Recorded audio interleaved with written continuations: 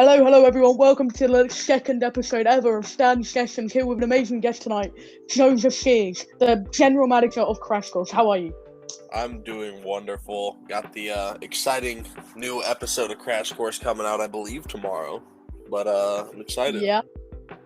I mean, stacked card. Obviously, you've got such matches as I believe you've got Heartache and Shane Roberts are going against, is it Nathan Thunder and Trevor Dennis? That's going to be a good match. Yeah, they both had unfortunate weeks last week against the Angels of Death, so I thought, why not? They were in the Royal Guard together.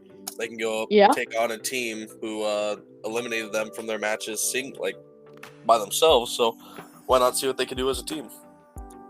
Yeah, that's completely fair. I mean, you've obviously also got matches like LC versus Upper Freak. And speaking of that match, talk to us about the Crash Course title situation. So last week, the season premiere, we had Big Gus versus Jay O'Grady.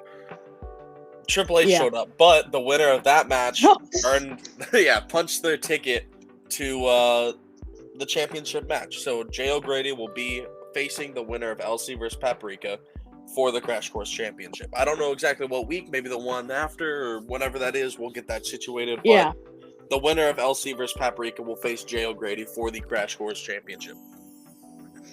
Yeah, I mean, on the lines of the Crash Course title, talk to us about how kind of tricky and frustrating the situation with it has been recently, because obviously you've had a former champion, not going to go named, who left or got kicked, I believe, or fired or whatever, and that obviously meant, it's like a similar situation. It's been an ongoing theme from season 2, where quite a lot of your big stars just weren't able to be used. And talk to us about how you overcame that.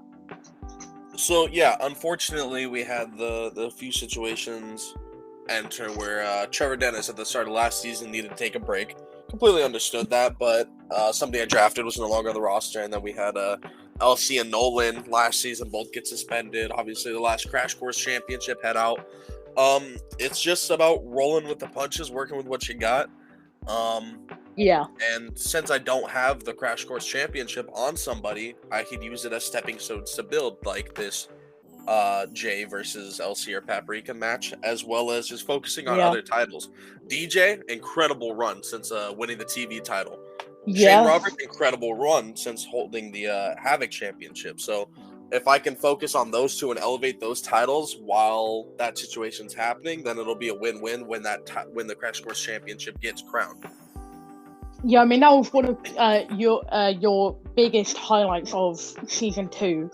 Was you took a lot of reason, if we're being honest, in the draft, Mayhem from season 2, they got a lot of the bigger names like Big Gus at the time, Jet Saturn. They got big names, and you took a lot of the youngsters and kind of not underutilized, but kind of people who weren't really seen as at the top, and you really kind of built them up. Like for example, Kobe. Before going into season 2, he was very kind of just another guy. But then you kind of drafted him, and then you built him up to eventually that big match at New Year's Eve. And talk to us about how you've developing superstars. Well, I like seeing the potential that's there and not just letting people coast based off what they have done. That's why I think Big Gus on Crash Course now could reach new heights. Either he will fight his way to reach new heights, or he will allow himself to fizzle into obscurity. That's going to be up to him depending on what happens during match. I mean, you can't really fizzle into obscurity when you call Triple H the night after Raw 30. Yeah. But it was I saw a lot of potential in Colby, and so I took him from his former Interstar championship rankings to world title. Just surprise entrance, kind of threw him in the limb. Same thing with Dylan Thunder. I kind of just threw him into the Crash Course championship rankings, and he was astounding. 2-time champion before losing it, and then it being vacated, obviously. And then another thing I'm really proud of is I just mentioned him, DJ, being able to rebuild him and seeing him hold the title for as long as he has, multiple defenses, knocking off to the former Cruiser champion to hold on to his title. And then, it's been fun being able to build up new talent, give them the shot. That's why I think at Stateside 3 coming up, this weekend, this soon-to-be weekend. It's going to be cool because we got a lot of people that haven't had title shots in the past. Like for me, Nathan Thunder, who still relatively fresh to SCW, him getting the shot. Daisuke against Shane. I expect beautiful performance from those two. Yeah, it's cool giving them the shot, and you know what? If it doesn't happen, then to stick around, because we've seen guys plenty of times where their first few matches may not go as planned. Their first title match may not go as planned, but they stick it for the long haul, and then they end up getting to a spot that they're happy with. Yeah, I mean, it's completely valid. I mean, can you talk to us about what your thought process was going into the recent draft that happened? Stability. I put that first and foremost. We know obviously a lot going on with the server, and so putting that into note, I went off of my locks. It was Shane Roberts. One of them's here not now. Well, not here now, but that's a hit. It's bound to happen at some point. You can't be perfect in the draft.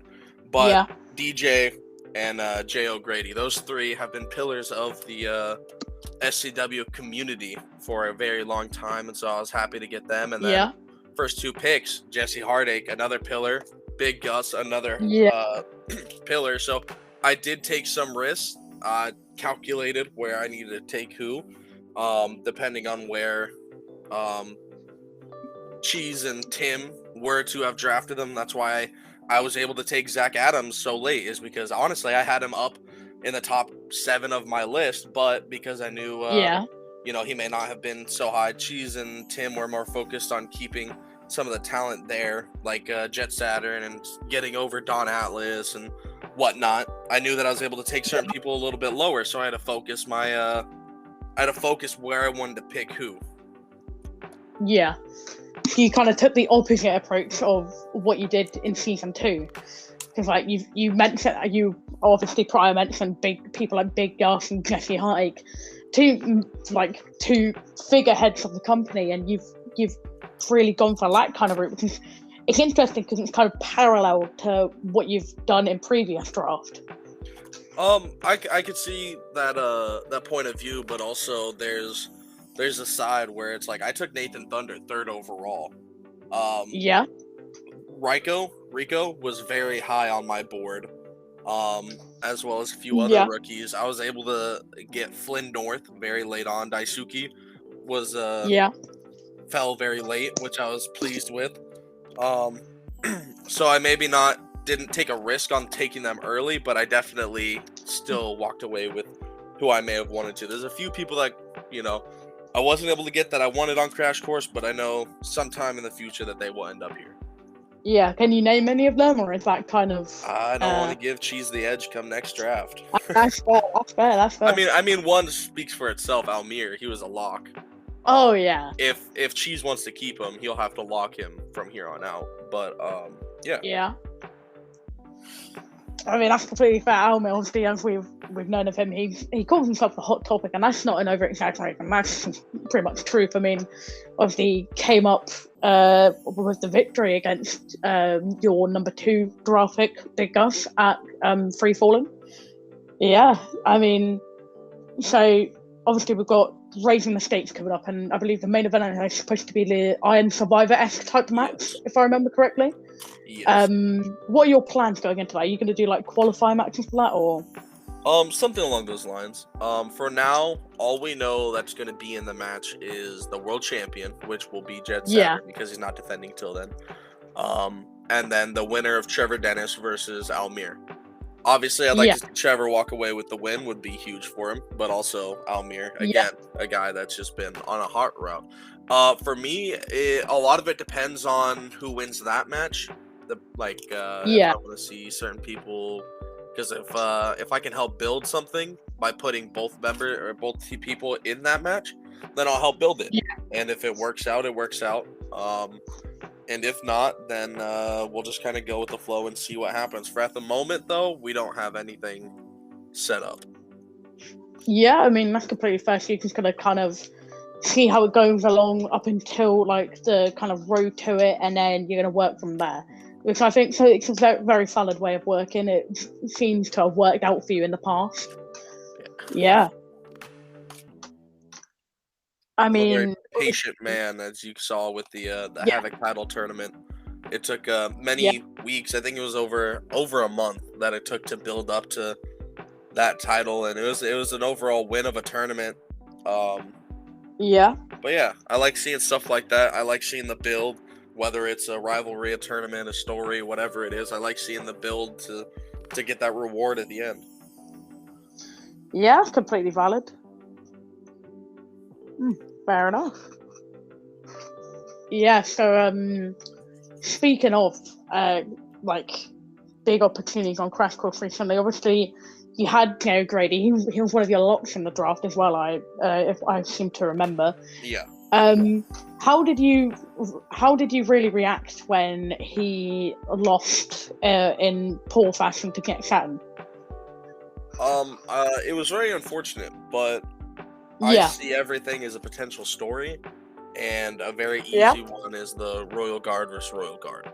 J. O'Grady losing to true. Jet Saturn, and for all we know, in the Iron Survivor match, we could see 4 former Royal Guard members and then Almir and Trevor Dennis. We don't really know exactly Yeah, what's going to come at that point, but so far the world title has been making its rounds around the former Royal Guard members. Shane Roberts, J. O'Grady, now Jet Saturn. Don't know, you know, I take things with a grain of salt when it comes to winning or losing, because at the end of the day, yeah, they can always be rebuilt unless it's done in horrible fashion. You can always rebuild somebody, repackage whatever's needed to get that person back to the spot that they want to the be at, which is why I yeah, gave Jay and Gus that fight last week for the Crash Course contendership, is because Jay O'Grady had something to prove after losing the title. Big Gus has something to prove coming over to a different show. He can again prove that yeah, on this week's Crash Course in the main event triple threat. And if he wins, he can go on his way saying that, hey, the first main event I was on for Crash Course won, still continue to prove himself, or he can just kind of take it with a grain of salt, whatever he wants to do. But with Jay, I knew he needed a rebound after that, and so I set him up with Mayhem, formerly known biggest and best thing. Some may consider him more of a son to Cheese than Shane is, but it's yeah, I gave him that test and he passed it, even with Triple H trying to interfere. So there's always yeah, something new to conquer. yeah. I mean, talk to us about how that actually came into tuition. I mean, were you actually aware like Triple H was going to be in the building, or like I had did that no clue. Absolutely zero. We know Gus is friends with Paul Heyman during our WWE versus SCW tour, where we were there for 4 weeks. But that was, I guess Gus made a few more friends, and I can't guarantee. I don't know if we will or won't see any other WWE stars, and they just had the Royal Rumble a few days ago, but would be interesting to see. I'm not the one reaching out. It would have to be Gus if these things continue, but it was definitely caught me by surprise. Yeah, it didn't even really work in his favour, to be fair. Joe Grady just kind of shrugged it off, and that kind of shows the resiliency of someone who's pretty much a Crash Course day one. Yeah, absolutely. That's really something that I'm assuming you've kind of built into these styles. Where, like, no matter the scenario, you keep working, you keep, it's all about practice. You keep working on it. You're like, anything you do wrong, you take that in mind and you work on it. You kind of build up from your mistakes and your errors are what makes you better. Yeah, I'm a firm believer, and the only person that can change the road that you're on is yourself. Whether if you're going to move a rock or if you're going to pave a new road, it's the only person that's going to change that is yourself. And so, seeing Jay coming right off the interesting title loss to Jet Saturn, and then immediately going out and handling not only Big Gus but Triple H as well, it goes to show the kind of character that goes through the grittiness, the everything that J. O'Grady stands for. That's why I enjoy having him over on Crash Course. Yeah, it's completely fair. I mean, he was really kind of like a big surprise, like uplifting kind of character from Crash Course, where he was kind of in a bit of a kind of muddy situation where he wasn't where he needed to be, he wasn't where he could be. Like he was having some poor performances at times, and then boom, you gave him that opportunity in the contract in the briefcase match. Golden case, yeah. He took the opportunity, he ran with it, and then he cashed in on Gus, and then that really kind of shows how it's all of a bit of a mental game as much as it's a physical game. Oh yeah, definitely. I mean, we've seen it since I took over and started Crash Course. It's just been, if you can keep fighting and keep like there's always gonna be that chance. As long as you're not knocked out, as long as you don't tap out, you could keep getting that shoulder up. You can keep fighting. Yeah, that's completely fair. I mean, can't really knock you for that. It's pretty understandable. So obviously you've kind of been not slowly, but you've had a bit of for a brief spot of time, you had it where a lot of the tag teams weren't really there. Like you had the ACA disband, and that kind of was really kind of a big blow to the tag division. And then you had Vengeance leave. How are you really looking at bringing that back up to the top? Well, it started definitely last week with Bob and LC having that beautiful tag match of the year candidate, in my opinion. Easily a 5-star match, at least a high 4s. It's seeing those two in their tag team action, staying active, doing their double teams, whatever they need to do. And then you see Ace and Tolos, the big man. I still don't know all too much about Tolos. It's gonna be interesting to see how him and Ace, what their path leads to, but as well as the Angels of Death, Trevor and Nathan. That's the mentor and protege team, which I can always go for. I always understand, because there is always the singles titles or the tag titles that you could go for, just depending on how you want to take it. So been slowly trying to build back to that, even if Shane and Jesse decide that they want to stay a tag team after this week, never know. But I'm excited to see I'm excited to see what comes out of it. I'd always be down to team with Brad Bishop. I'm just saying. You know where I'm at. Yeah. Okay, I believe we've got time for one more question. I mean, my final question is what I said to Keegan. It's something I'm going to keep saying. Who do you believe is going to be the big, really shining star of this season on Crash Course? Well, I think there's a few different layers to the question. I think someone who stays at the top, Shane Roberts, easily. He's been there for no matter how long. I equivalent him to Seth Rollins for the WWE. Yeah, he's kind of that workhorse. Yeah, he's the workhorse that's there week in, week out. No matter what title he's holding, he's putting on a great show. And then you could look at the younger guys, and like I said, I drafted Nathan 3rd overall, so I see a lot of potential in him. But somebody like Flynn North, I could definitely see him coming in out of nowhere and winning the Crash Course Championship or the Havoc Championship. Sorry. Or even Daisuke. It would be cool to see him take it off of Shane, even though what I just said about Shane. Yeah. There's a lot of different roads that can lead into this. I mean, hell, we got a Milkman on Tuesday nights now. Yeah. Shout out to Dean Magnum, but I don't know. There's a lot of things to go on. There's a lot of different routes they could take. It all just depends on how they handle each week, and we know Shane Roberts handles each week very well. It'll be interesting to see how the other few people I mentioned handle their weeks. Yeah.